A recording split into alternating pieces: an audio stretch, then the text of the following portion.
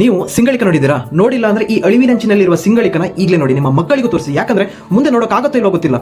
ನೀವು ನಮ್ಮ ಶರಾವತಿಯ ಸೌಂದರ್ಯ, ಜೀವ ವೈವಿಧ್ಯಗಳನ್ನ ನೋಡಿದ್ದೀರಾ? ನೋಡಿ ನಮ್ಮ ಪಶ್ಚಿಮ ಘಟ್ಟಗಳು ಹೇಗಿದೆ, ಅದರ ಪ್ರಾಮುಖ್ಯತೆ ಏನು ಅಂತ. ಯಾಕಂದ್ರೆ ಇವತ್ತು ನಾವು ಎಚ್ಚೆತ್ತುಕೊಳ್ಳದೆ ಇದ್ರೆ ನಮ್ಮ ಮುಂದಿನ ಪೀಳಿಗೆಗೆ ಇದೆಲ್ಲ ನೋಡೋಕೆ ಸಿಗದೇನೆ ಇರಬಹುದು. ಅಷ್ಟೇ ಅಲ್ಲ, ಇದು ಮುಂದಿನ ಪೀಳಿಗೆಯ ಬೆಳವಣಿಗೆಯ ಮೇಲೂ ಮಾರಕ ಪರಿಣಾಮವನ್ನು ಬೀರಬಹುದು. ಯಾಕಂದ್ರೆ ಈಗ ಮಾನವನ ಹಸ್ತಕ್ಷೇಪ ಆಗ್ತಾ ಇರೋದು ಪಶ್ಚಿಮ ಘಟ್ಟಗಳ ಮೇಲೆ. ಅಭಿವೃದ್ಧಿ ಹೆಸರಿನಲ್ಲಿ ಪದೇ ಪದೇ ಪಶ್ಚಿಮ ಘಟ್ಟಗಳ ಮೇಲೆ, ನದಿಗಳ ಮೇಲೆ ದೌರ್ಜನ್ಯ ಆಗ್ತಾನೆ ಇದೆ. ನಮ್ಮ ನಿತ್ಯ ಹರಿದ್ವರ್ಣ ಕಾಡುಗಳ ಮೇಲೆ ಪದೇ ಪದೇ ಮಾನವನ ಹಸ್ತಕ್ಷೇಪ ಆಗ್ತಾ ಇರೋದು ಒಳ್ಳೆಯ ಸೂಚನೆ ಅಂತೂ ಅಲ್ಲ. ಪ್ರಕೃತಿ ವಿಕೋಪ, biodiversity loss, water scarcity, habitat loss, increased landslide, extreme ಹೀಟ್ನಿಂದ ಉತ್ತರ ಕನ್ನಡ ಧಗ ಉರಿಯುತ್ತೆ. ಆದರೆ ನೆನ್ಪಿಟ್ಕೊಳ್ಳಿ, ಇದರ ಪರಿಣಾಮ ಕೇವಲ ಉತ್ತರ ಕನ್ನಡಕ್ಕಷ್ಟೇ ಸೀಮಿತವಾಗಿರಲ್ಲ, ಇಡೀ ಕರುನಾಡು ಇದರ ಪರಿಣಾಮವನ್ನು ಅನುಭವಿಸಬೇಕಾಗತ್ತೆ. ಯಾಕಂದ್ರೆ ಇಡೀ ಕರ್ನಾಟಕದಲ್ಲಿ ಅತಿ ಹೆಚ್ಚು ಅರಣ್ಯ ಪ್ರದೇಶ ಇರೋದೇ ನಮ್ಮ ಉತ್ತರ ಕನ್ನಡದಲ್ಲಿ.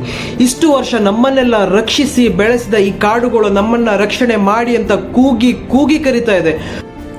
ಶರಾವತಿ ಪಂಪ್ಡ್ ಸ್ಟೋರೇಜ್ ಪ್ರಾಜೆಕ್ಟ್ ಅಡಿಯಲ್ಲಿ ಸರಿಸುಮಾರು 16,000 ಮರಗಳ ಮಾರಣ ಹೋಮ ಆಗಲಿದೆ. ಸರಿಸುಮಾರು 100 ಹೆಕ್ಟೇರ್ಸ್ಗಿಂತನೂ ಹೆಚ್ಚಿನ ಅರಣ್ಯ ಪ್ರದೇಶಗಳನ್ನು ನಾಶ ಮಾಡೋ ಯೋಜನೆ ಬರ್ತಾ ಇದೆ. ಕಾಡನ್ನ ಉಳಿಸಿ, ಬೆಳೆಸಿ, ರಕ್ಷಿಸಿ ಅಂತ ಹೇಳೋ ಸರ್ಕಾರನೇ ಈಗ ಈ ಯೋಜನೆಯನ್ನ ಕೈಗೆತ್ತಿಕೊಂಡಿದೆ. ಈ ಪ್ರದೇಶ ಅಪರೂಪದ ಲಯನ್ ಟೇಲ್ಡ್ ಮೆಕಾಗಳು ನೆಲೆಸಿರುವ ಅಭಯಾರಣ್ಯ ಆಗಿದ್ದು, ಈಗ ಈ ಅಭಯಾರಣ್ಯವೇ ಅಳಿವಿನ ಅಂಚಿನಲ್ಲಿದೆ. ಈ ಪ್ರದೇಶ ecologically sensitive zone and UNESCO world heritage site ಆಗಿದ್ದು, ಇಲ್ಲಿ ಯಾವ ಮಾನವ ಹಸ್ತಕ್ಷೇಪ ಆಗಿರಲಿ, ಅಭಿವೃದ್ಧಿ ಆಗಿರಲಿ, ಯಾವುದು ಕೂಡ ಬೇಡ. ಕಾಡನ್ನ ಅದರ ಪಾಡಿಗೆ ಅದು ಇರೋಕೆ ಬಿಟ್ಬಿಡೋಣ.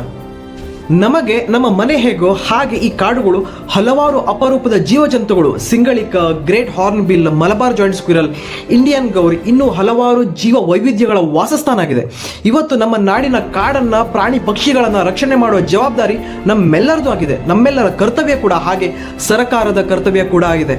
ನಮಗೋಸ್ಕರ ಅಲ್ಲದೆ ಇದ್ರು ನಮ್ಮ ಮುಂದಿನ ಪೀಳಿಗೆಗೋಸ್ಕರ, ನಮ್ಮ ಶರಾವತಿಗೋಸ್ಕರ ನಾವೆಲ್ಲ ಒಟ್ಟಾಗಿ ನಿಂತು ಹೋರಾಟ ಮಾಡಲೇಬೇಕು. ಇದೇ ಬರುವ ಸೆಪ್ಟೆಂಬರ್ 16 ಕಾರ್ಗಲ್ನಲ್ಲಿ, ಹಾಗೆ ಸೆಪ್ಟೆಂಬರ್ 18 ಗೇರ್ಸೊಪ್ಪದಲ್ಲಿ ಗೌರ್ಮೆಂಟ್ ಕಡೆಯಿಂದ ಪಬ್ಲಿಕ್ ಹಿಯರಿಂಗ್ ಆಗ್ತಾ ಇದೆ.